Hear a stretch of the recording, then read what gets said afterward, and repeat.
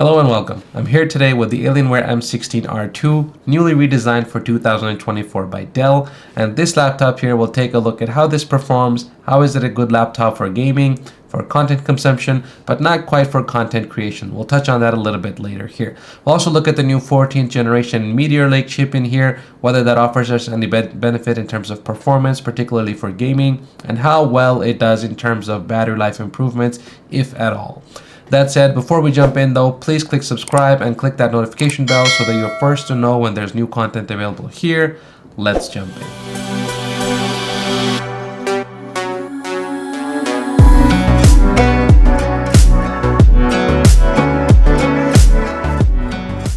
Let's begin with a look around this Alienware M16R2 to look at the build quality. We've got on the top here an anodized aluminum lid, and the same thing goes this year for the back of the device or the bottom of the device. We've got another anodized aluminum panel here. So we've got nice metal top and bottom lids.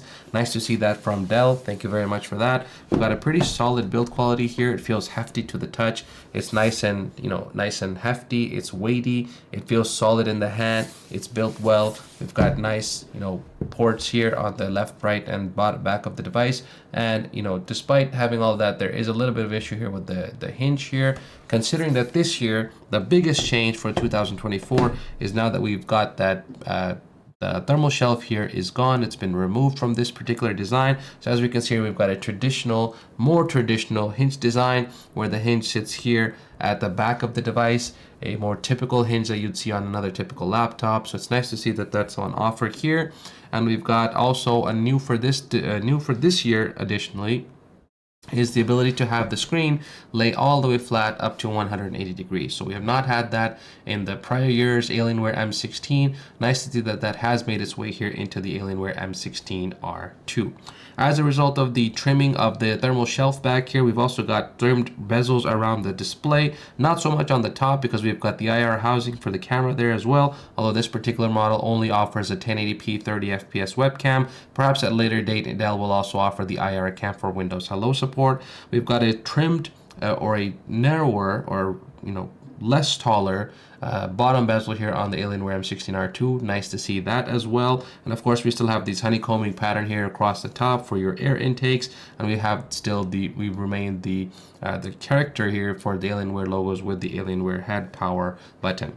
The surface here of the keyboard deck, it's a nice soft touch surface. You're still going to get fingerprints and smudges and finger oils particularly. It does get quite dusty quite quickly. So you're going to keep a cloth around to make sure you keep this thing wiped down in order to keep it looking nice and snazzy. But other than that, it's a pretty good choice of materials. What we've seen in the past traditionally from Alienware, it just seems a little bit more refined. This year with 2024, it looks like they've taken some of the users' feedback into account. So nice to see that happening here. And we've got a nice, more trimmed, more traditional form factor design here with the Alienware M16R2.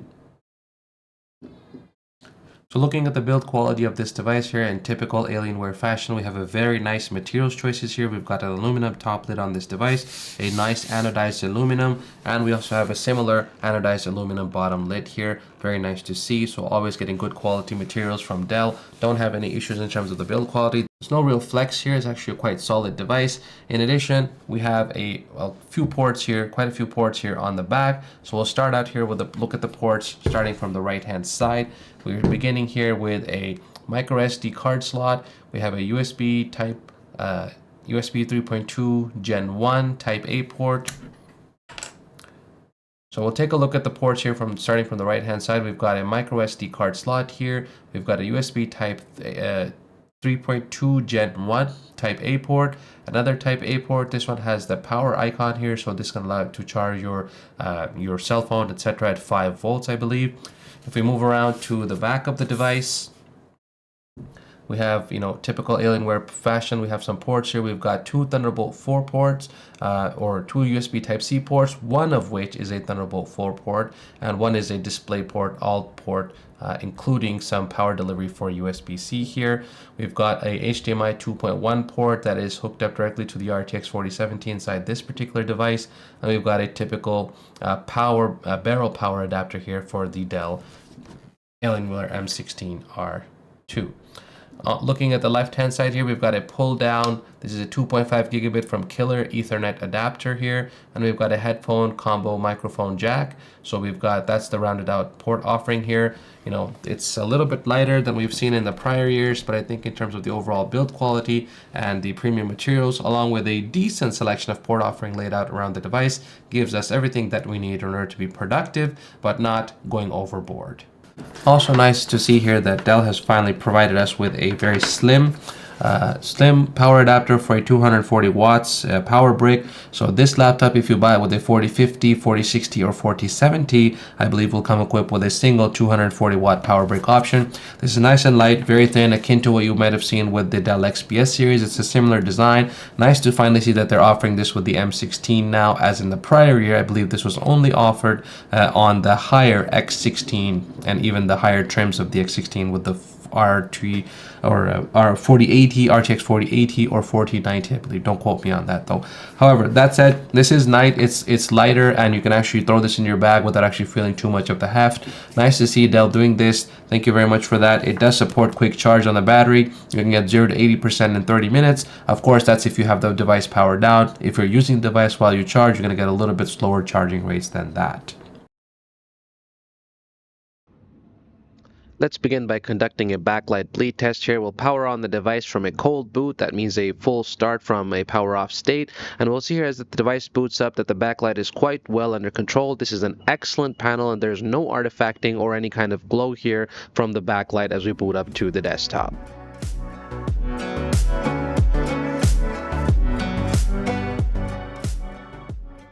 Alright, looking at the display here, we've got a 16-inch display, 16 by 10 aspect ratio. We've got 2560 by 1600 pixels, which is QHD plus resolution. Nice to see that here. We've got a 300 nits display. I don't know why Dell continues to choose these very dim panels for their gaming laptops, while every other manufacturer has moved up to at least 400, if not 500 nit panels, and many are going even higher with their higher end offerings. Considering Alienware is a premium line, we'd love to see some more higher end panels make it into these devices, but I don't know when that's going to happen. Love for Dell to get on board that train. We'll see when that actually takes place. That said though, it is a nice panel. We do have a 100% sRGB coverage here. Because it's going to be segmented down in the Dell stack, in the Alienware stack of offerings, we're only going to have a 4050, 4060 and 4070 on offer here with the M16R2 for this year. That means it's going to get some of the lower end components versus the M18R2, for example, or the X16R2, which are going to be the higher end and the highest spec laptops. So sad to see that that segmentation is happening, considering the prices haven't come down as well, but we'd love to see where that's going to go during later of the year. So as we increase the brightness here though, I do want to highlight that the uniformity of the brightness on this panel is actually quite good. As you brighten all the way up, it's a little bit difficult to see here on the camera here because the exposure gets blown out, but it stays nice and visible all the way down to almost 20 or 30% before the brightness really drops off. So if you're looking to work in a dark or a dimly lit environment, you will have that luxury there. Of course, at the top here as well, we've got housing here for infrared cameras. It'll be offered later on in the year in some particular models. In this particular model, as this is the launch model, it does not have the Windows Hello support with the infrared cameras on board here. Other than that, not much else to say. Wish this was a 100% DCI-P3 panel. We do have at least NVIDIA G-Sync support with Advanced Optimus. For gaming, it is a joy. It looks great. There's no issues with the 240 Hz and 3 milliseconds refresh rate to do any kind of gaming on this particular display, but certainly leaves a lot on the table, and wishing, particularly if you're a higher end gamer, if you're going to spend this amount of money on a 4060 or a 4070 equipped laptop, well north of 2,000 Canadian dollars. Looking at the keyboard deck of this device here, we've got a very nice QWERTY keyboard here. We've got a centered keyboard layout, which is very nice to see. On the right hand side here, we've got some dedicated media keys, which is very nice to have versus the keys that are generally embedded with the function keys. That means you'll be doing a lot of FN toggles often in order to get those keys pressed. So nice to see that we have a dedicated set of keys here. Thank you very much for doing that, Dell. In addition, we've got some excellent RGB here on the keyboard. As you can see here, we've got the rainbow moving effect right now. It's going across the keyboard. There are 2 levels of brightness to this, including an off level. So if we start here, we can press, F7 to go into high mode. This is off, low, And then finally, we have high brightness for the RGB keycaps. I think they're pretty well done. The lettering is nice. It shines through very nicely. It's centered, and you get a little bit of light bleed around the bottom of the keycap, so it has a pretty decent effect. We also have here, which is traditional, the lit Alienware alien head logo. And also new for this year here, we've got a trackpad which is encircled this year with a RGB light ring. So I don't know what purpose this serves other than to look aesthetically pleasing. And if you're an RGB fan, I think you're going to like this feature here. In addition, this is a multi-touch trackpad for gesture support. It is not, however, a Windows Precision trackpad, and it does not have Microsoft Windows Precision drivers. So that is a shame to see that we don't have that on a device of this caliber here. But it is a decent enough trackpad. It works quite well. And I don't really have any issues about this to complain about.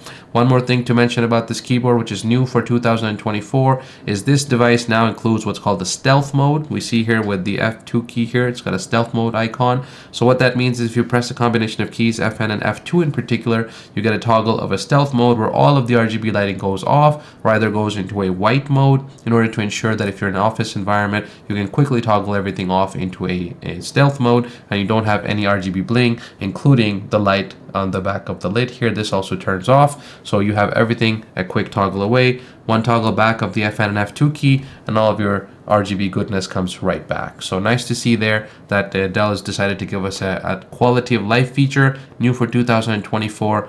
That about wraps up the keyboard, trackpad, and the RGB section.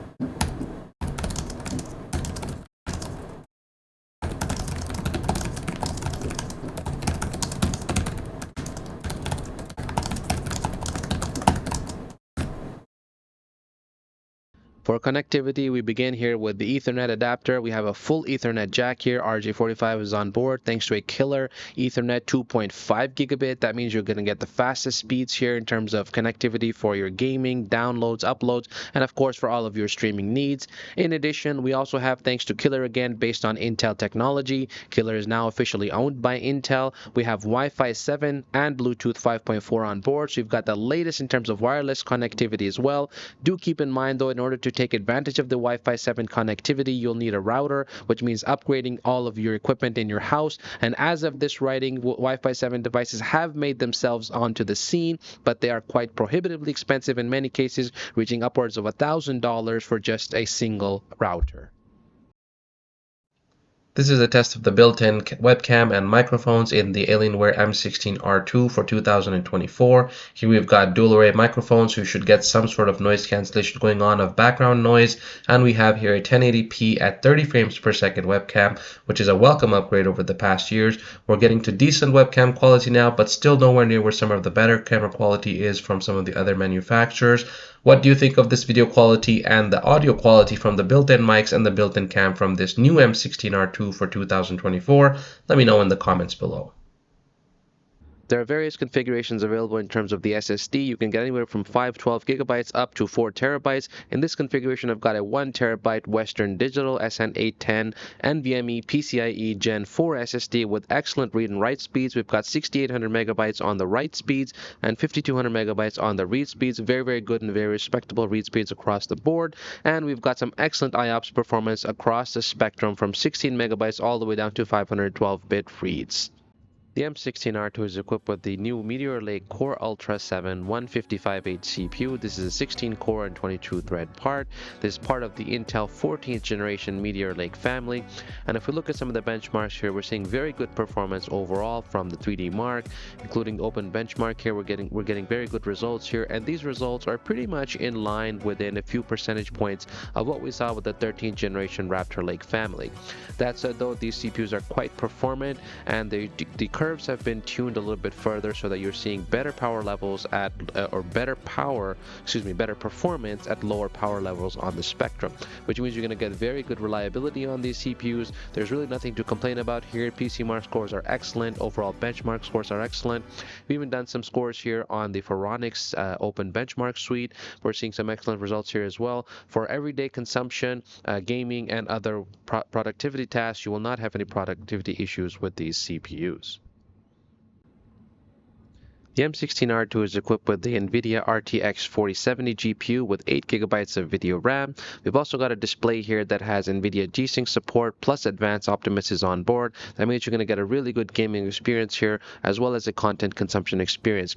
Content creation is also not bad, but there is one caveat here that the display is not 100% DCI-P3 coverage, which means you're going to get some issues with color correction and color accurate work. So if you're looking to do that, probably hook it up to an external monitor and be able to bypass that issue very easily. That said, the benchmarks are very, very good. The 4070 here is quite performant. Overall, throughout last year, as the 4000 series laptop GPUs were introduced, there were some issues with the 4050, 4060, and 4070 being restricted to around 100 watts of gaming performance and power. That seems to have gone away this year, and I've demonstrated that in a separate video here coming soon on the channel, and please stay tuned for that and get subscribed. Also, if you're looking for gaming particular benchmarks, I've already done a video that's uploaded on the channel. You can find it in the card at the end of this video. Check that out for the gaming performance.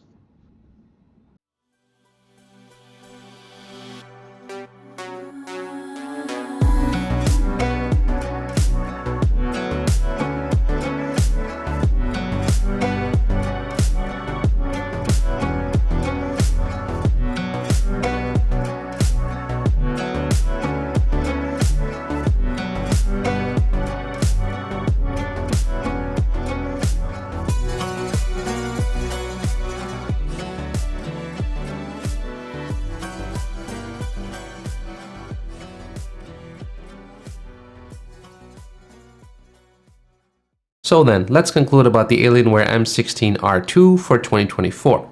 Having looked at everything we've seen here, the CPU performance, the overall new design, the fact that we've lost that thermal shelf and it's a more traditional form factor and design for a laptop, the hinge is smaller, the bezels have gotten improved, they're smaller overall around the laptop, and it just fits into a more traditional look and feel. We've got stealth mode on board, so you can quickly toggle all of the RGB lighting on and off if that should be needed. And we've got enough power under the hood with the Meteor Lake i7, the Core Ultra i7 here, plus the RTX 4070 that is still carrying over from last year. This is still the same generation of GPUs that we saw introduced last year at CES in 2023. These will continue to remain this year well into 2025. We'll probably get introductions of the next generation in 2025 at CES, with those laptops then becoming available in the spring and so on following year.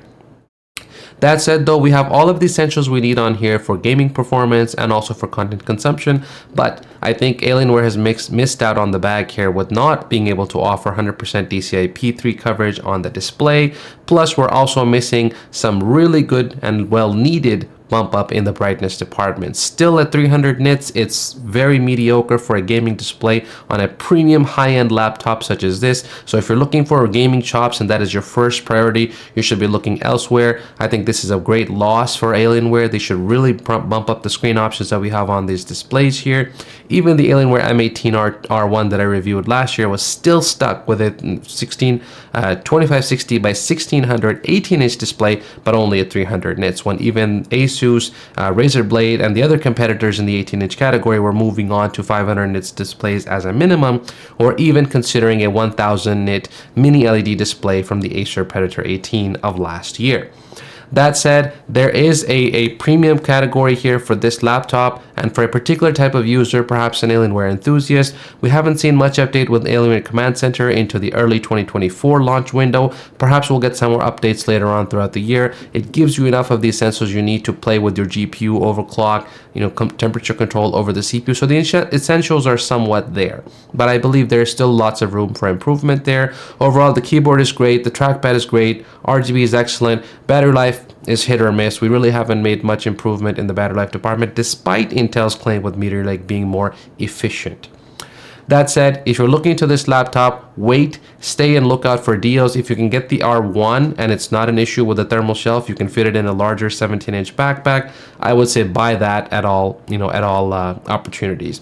Unless there's some particular reason you're after AI or you just want to have the latest and the greatest, that's the only reason I would recommend the Alienware M16 R2. I know this is a little bit harsh, but after having spent extensive time with this laptop, I really believe that the price point is not justified for a 4070 equipped laptop. That's the other downside to this laptop here, is that because of this segmentation, Alienware had decided to push this laptop down in the stack, so you can no longer get this with a 4080 or 4090 option, which you did have on the M16 R1. That option has now been reserved for the X16 R2, which means you'll have to be paying up a lot more money to get that. Of course, that's a better built machine. It's a little bit thinner. It's a little bit more modern. It has also the 4080 and 4090 options plus faster RAM.